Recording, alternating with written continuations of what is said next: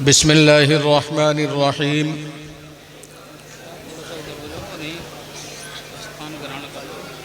क़ालन नबिय्यु सल्लल्लाहु अलैहि वसल्लम अला इन्ना फ़िल जसदि मुज़ग़ह इज़ा सलुहत सलुहल जसदु कुल्लुहु व इज़ा फसदत फसदल जसदु कुल्लुहु औ कमा क़ाला अलैहि सलातु वस्सलाम।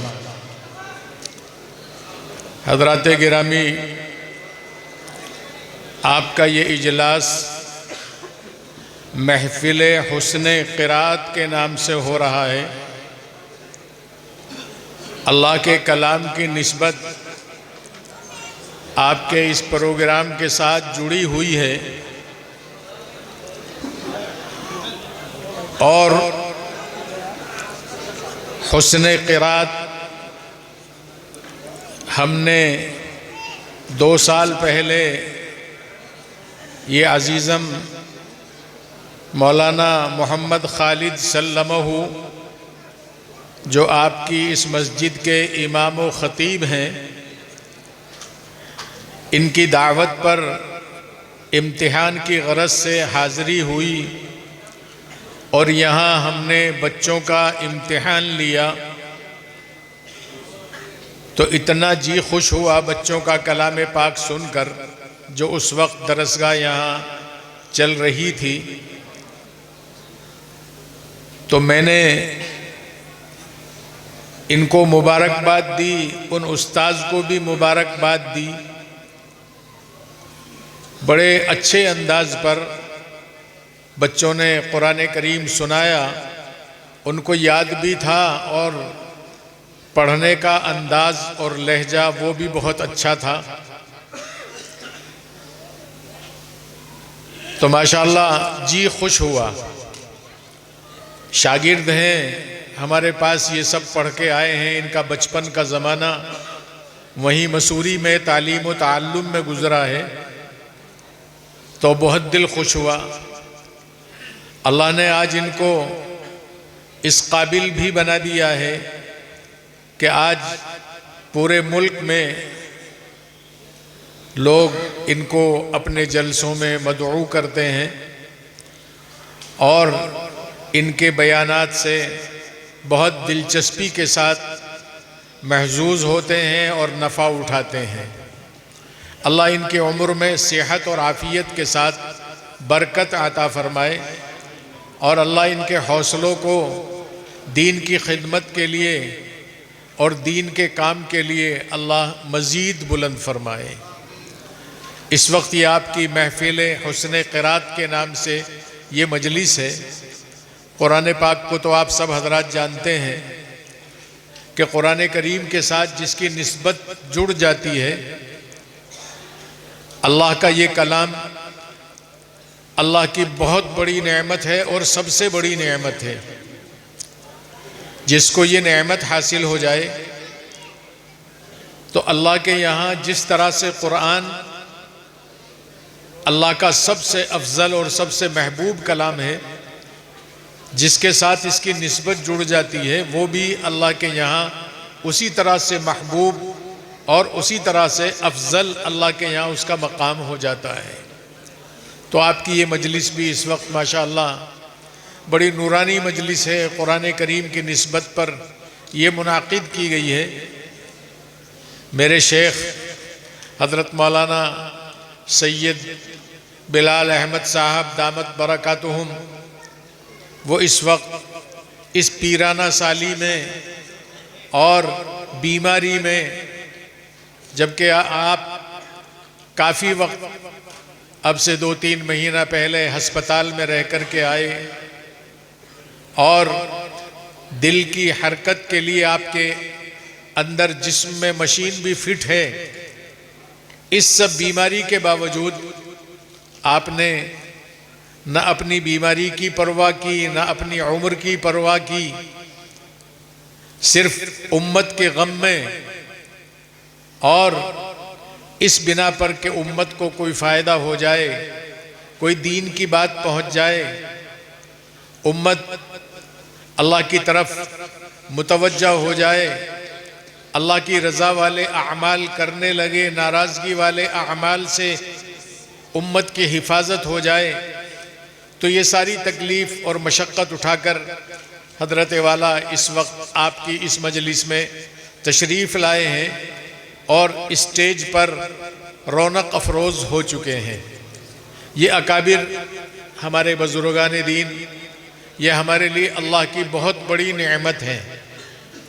हज़रत नबी अकरम सल्लल्लाहु अलैहि वसल्लम ने जो हदीस मैंने आप हज़रात के सामने पढ़ी, अल्लाह के रसूल फरमाते हैं कि देखो तुम्हारे बदन में एक बोटी है और वो बोटी ऐसी है कि अगर वो बोटी सही हो जाए तो उस बोटी के सही होने पर पूरा बदन का निज़ाम और बदन से निकलने वाले अमाल का निज़ाम सब सही हो जाएगा।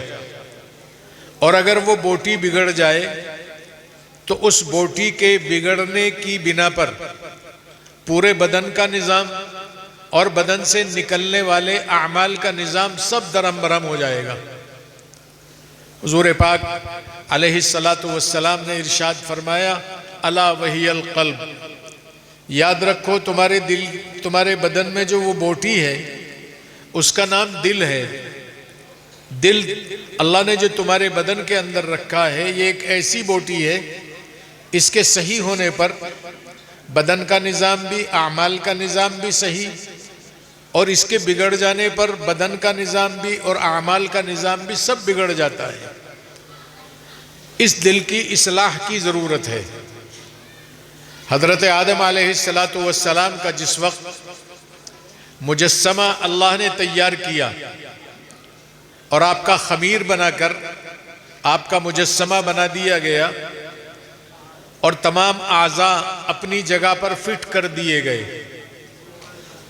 तो अल्लाह तबारक व तआला ने तमाम फरिश्तों को हुक्म फरमाया कि देखो हम एक मखलूक बना रहे हैं जो मिट्टी से उसको और उसके मुजस्समे को तैयार किया गया है। देखो जाकर, और ये मखलूक इतना बड़ा काम करेगी। अल्लाह कलाम पाक में फरमाते हैं, व इज़ क़ाला रब्बुका लिल मलाइकति इन्नी जाइलुन फिल अर्दि खलीफा। अल्लाह ने फरिश्तों से यूं कहा कि मैं ज़मीन में अपना एक खलीफा बना रहा हूँ, वो ये है, उसका मुजस्समा तैयार किया गया है, इसको ज़रा जाकर के देखो। हुज़ूर पाक अलैहिस्सलातु वस्सलाम ने इरशाद फरमाया कि अल्लाह का ये हुक्म सुनकर तमाम फरिश्ते हज़रत आदम अलैहिस्सलातु वस्सलाम के उस पुतले की ज़ियारत के लिए गए और जाकर के फरिश्तों ने ज़ियारत की और ज़ियारत करने के बाद अल्लाह की हम्दो सना बयान की कि अल्लाह आप कैसे सन्ना हैं, कैसे कारीगर हैं, कैसे खालिक हैं कि आपने मिट्टी से एक ऐसी मखलूक तैयार की और उसको इतना बड़ा काम सौंप दिया। अल्लाह की हम्दो सना बयान की। इब्लीस, जिसको आप शैतान कहते हैं, ये भी उस वक्त फरिश्तों की जमात में रहता था। अल्लाह का हुक्म इसको भी पहुंचा। ये भी हज़रत आदम अलैहिस्सलातु वस्सलाम के पुतले की ज़ियारत के लिए गया और इसने आपके पुतले को ऊपर से, नीचे से, दाएं से, बाएं से, आगे से, पीछे से, और तो और ये इब्लीस आदम अलैहिस्सलातु वस्सलाम के उस जिस्म के अंदर घुसा और अंदर घुस कर के फिर ये बाहर निकला, और बाहर निकलने के बाद इब्लीस ने, जो फरिश्तों ने अल्लाह की हम्दो सना बयान की थी, इब्लीस ने वो काम नहीं किया, बल्कि इब्लीस ने इस पुतले को चारों तरफ से, अंदर से, बाहर से देख करके यूं कहा कि अल्लाह ने ये एक मुजस्समा, एक पुतला तैयार किया है, मुझे तो इसमें कोई कमाल नजर नहीं आया। मैंने इसको हर तरह से देखा है, मुझे कोई कमाल नजर नहीं आया इसके अंदर। ये पुतला तो ऐसा है कि इसको अपनी बका के लिए दुनिया की चीजों की जरूरत है। इसको पानी न मिले तो ये बाकी नहीं रह सकता, हवा न मिले तो बाकी नहीं रह सकता, इसको गर्मी न मिले तो बाकी नहीं रह सकता। तो ये तो दुनिया की चीजों का मोहताज है, इसका अपना वजूद मोहताज है दूसरी चीजों का। हाँ, शैतान ने एक बात कही कि मैंने इसके बदन के अंदर घुस कर के देखा है, इसके बदन में मुझे एक लोथड़ा नजर आया, एक बोटी नजर आई। अगर कोई कमाल हो सकता है तो उस लोथड़े के अंदर हो सकता है, वरना इस मुजस्समे के अंदर कोई कमाल नहीं है। बात तो शैतान ने सच्ची कही, लेकिन कही शरारत और तबीयत में जो खबासत थी, अपनी खबासत की बिना पर। तो इंसान के बदन के अंदर अगर कोई कमाल की चीज है तो ये लोथड़ा, जिसको नबी अकरम सल्लल्लाहु अलैहि वसल्लम ने इरशाद फरमाया कि तुम्हारे बदन के अंदर ये दिल है और दिल ही के ऊपर सारा दारोमदार है। अगर आप कोई इबादत वाला अमल करें जो खालिस इबादत माना जाता है, नमाज पढ़ते हैं आप, नमाज को कोई दुनिया का काम नहीं कहेगा, खालिस इबादत है। रोजा रखते हैं आप, रोजा खालिस इबादत है। ज़कात देते हैं, हज करते हैं, ये सब इबादत ही इसको कहा जाएगा और इबादत ही अल्लाह ने इन चीजों को बनाया। लेकिन इस इबादत को करने में अगर हमारा ये दिल बिगड़ जाए, दिल खराब हो जाए, तो मेरे बुजुर्गों और दोस्तों, ये इबादत अल्लाह के यहां इबादत नहीं रहती, बल्कि हजरत नबी अकरम सल्लल्लाहु अलैहि वसल्लम ने इरशाद फरमाया, मन सल्ला युराई फक़द अशरक वमन सामा युराई फक़द अशरक वमन तसद्दक़ा युराई फक़द अशरक।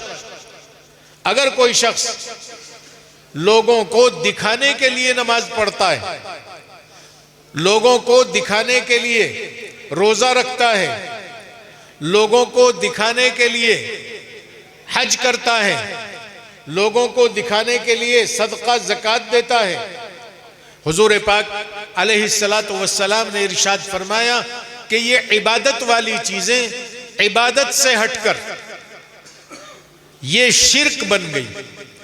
नमाज पढ़ना शिर्क, रोजा रखना शिर्क, हज करना शिर्क, ज़कात और सदका देना शिर्क। तो शिर्क के अंदर ये इबादतें दाखिल हो गई। और वो अमल जो बज़ाहिर इबादत नहीं है, दुनिया के काम समझे जाते हैं। आप दुकान पर बैठकर तिजारत कर रहे हैं, सामान खरीद रहे हैं, बेच रहे हैं, नौकरी कर रहे हैं, मुलाजमत कर रहे हैं, चलत फिरत कर रहे हैं अपनी कमाई के लिए।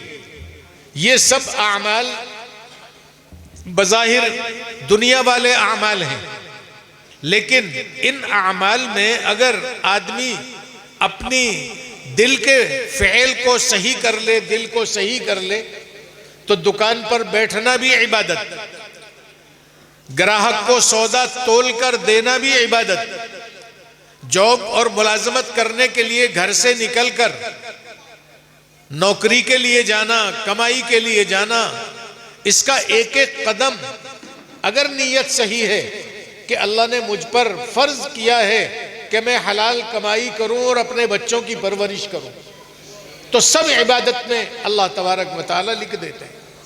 तो दिल का इतना बड़ा असर है हमारे अमाल पर, दिल की इस्लाह पर।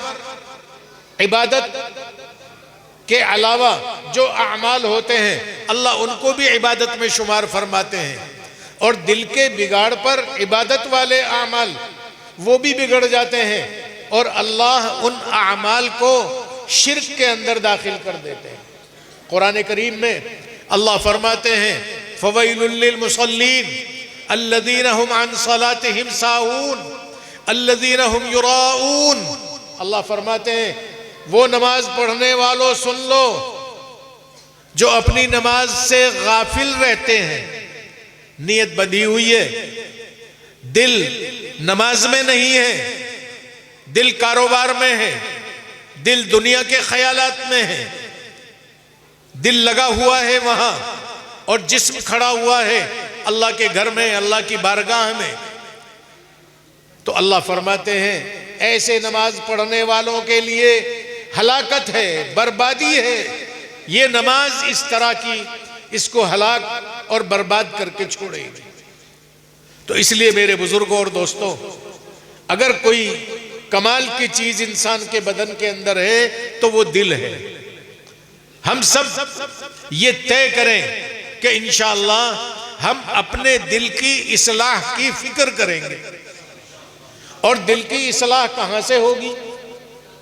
दिल की इस्लाह का क्या तरीका है? जनाब नबी अकरम सल्लल्लाहु अलैहि वसल्लम ने इरशाद फरमाया, अलैकुम बिमुजालसतिल उलमा वस्तिमाई कलामिल हुकमा फ़इन्नल्लाह तआला युहयिल क़ल्बल मय्यिता बिनूरिल हिक्मा कमा युहयिल अर्ज़ल मैतता बिमाइल मतर। हुज़ूर पाक अलैहिस्सलातु वस्सलाम इरशाद फरमाते हैं कि ए लोगों, अपने जिम्मे इन अल्लाह वालों की खिदमत में जाना, इन अल्लाह वालों की सोहबत में बैठना, इन अल्लाह वालों से ताल्लुक कायम करना, ये अपने जिम्मे लाजिम समझ लो। इसलिए कि हुजूर पाक अलैहिस्सलाम फरमाते हैं कि अल्लाह तबारक व तआला हमारे वो दिल जो गुनाहों की वजह से मुर्दा हो गए, हुजूर पाक अलैहिस्सलाम फरमाते हैं कि जब बंदा गुनाह करता है तो उसके गुनाह का एक सियाह नुक्ता दिल पर लगता है। तौबा कर लेता है तो वो नुक्ता धो दिया जाता है, और अगर कोई फिर दूसरा गुनाह करता है तो दूसरा नुक्ता लग गया। अगर गुनाह करता करता चला जाता है तो इसका दिल बिल्कुल काला हो जाता है और उसके अंदर हक के कबूल करने की सलाहियत नहीं रहती, और वो दिल मर जाता है, उसमें कोई सलाहियत नहीं है। तो हुजूर पाक अलैहिस्सलातु वस्सलाम ने इरशाद फरमाया कि अगर तुम इन अल्लाह वालों से ताल्लुक कायम करोगे, इनकी खिदमत में जाओगे, इनकी सोहबत में बैठोगे, अल्लाह तुम्हारे इन मुर्दा दिलों को इनके पास बैठने की बरकत से इस तरह से जिंदा फरमा देंगे जैसे किसी बंजर जमीन पर जिसमें कोई सब्जा ही नहीं उगता, अगर उस पर अल्लाह की रहमत की बारिश हो जाए, और अल्लाह की रहमत की बारिश इस अंदाज पर हो कि वो जमीन, उसका बंजरपना उस बारिश से खत्म हो जाए और वो जमीन फिर सब्जा, घास, हरियाली उसके अंदर पैदा होने लगे, तो अल्लाह तबारक व तआला इन अल्लाह वालों की सोहबत, इनकी खिदमत, इनकी मजलिस की बरकत, इनसे ताल्लुक़ की बरकत से अल्लाह हमारे मुर्दा दिलों को इस तरह से जिंदा फरमा देते हैं जैसे वो बंजर ज़मीन अल्लाह की रहमत की बारिश से जिंदा हो गई। तो इसलिए हम अपने लिए इन मौक़ों को गनीमत समझें।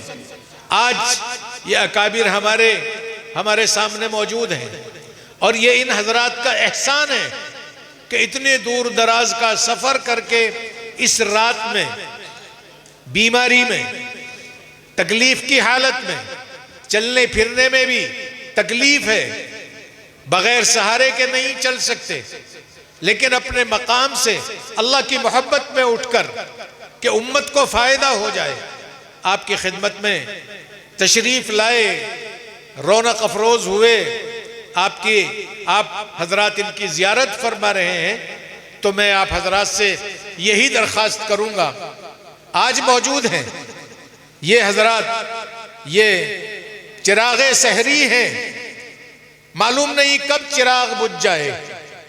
बड़े बड़े हमारे अकाबिर चले गए और जा रहे हैं, इसलिए हम लोग इन अकाबिर की कदर कर लें और ये तय कर लें कि इंशाअल्लाह हम अल्लाह वालों से अपना ताल्लुक़ कायम करेंगे। और जैसे हजरत का एहसान है हमारे ऊपर कि खुद यहाँ तशरीफ ले आए, तो इंशाअल्लाह हम भी हजरत के क़यामगाह पर बागपत में जाकर हजरत से अपना ताल्लुक़ कायम करेंगे, यहाँ भी ताल्लुक़ कायम करेंगे और हजरत की मजलिस में, हजरत की खिदमत में बार बार जाएंगे और अपने दिल की इस्लाह कराएंगे और दिल की इस्लाह हो जाएगी, दुनिया में भी बेड़ा पार और आखिरत में भी बेड़ा पार। अल्लाह हमें अपने इन बुजुर्गों की कदर करने की तौफीक अता फरमाए और अल्लाह हमारे दिल की इस्लाह फरमा दे और हमारे हर अमल को अल्लाह दिल की इस्लाह फरमा कर इबादत वाला अमल बना दे। बस मुझे ये चंद बात अकाबिर के ताल्लुक़ से और दिल की इस्लाह के ताल्लुक़ से अर्ज़ करनी थी। अल्लाह मुझे भी इन बुज़ुर्गों की कदर करने की तौफ़ीक़ अता फ़रमाए और आप हज़रात को भी तौफ़ीक़ अता फ़रमाए। माशाअल्लाह हमारे मुफ्ती खालिद साहब वो भी हज़रत से जुड़े हुए हैं। हज़रत के खुलाफा और मजाजीन में मौलाना खालिद भी, और मेरठ में बहुत सारे लोग हैं, इलाक़े में बहुत सारे लोग हैं। तो अभी तो हज़रत मौजूद हैं, हम कोशिश करें कि हज़रत ही का फैज़ बराह रास्त हज़रत से ही हम पानी पिए जाकर, वरना हज़रत के खुलाफा और मुताल्लिक़ीन जगह जगह पर फैले हुए हैं, तो उनसे भी आप फ़ायदा उठा सकते हैं। अल्लाह हम सबको इन बुज़ुर्गों की कदर करने की तौफ़ीक़ अता फ़रमाए। व आखिरु दावाना अनिल हम्दुलिल्लाहि रब्बिल आलमीन। जी, मैं बड़े अदब के साथ अज़ीज़म मोहम्मद सुफियान मुताल्लिम मदरसा हाजा से गुजारिश कर रहा हूँ वो तशरीफ़ लाएँ और तिलावत कलाम पाक पेश करें।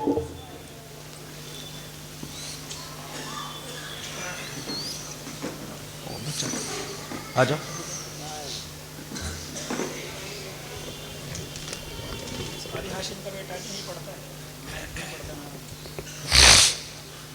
अऊज़ु बिल्लाहि मिनश शैतानिर रजीम। बिस्मिल्लाहिर रहमानिर रहीम। सुब्हानल्लज़ी अस्रा बिअब्दिही लैलन मिनल मस्जिदिल हराम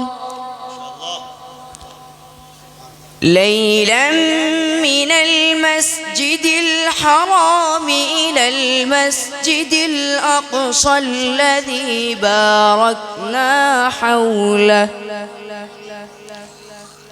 बारकना हौलहु लिनुरियहु मिन आयातिना इन्नहु हुवस समीउल बसीर। व आतैना मूसल किताब व जअलनाहु हुदल लिबनी इस्राईल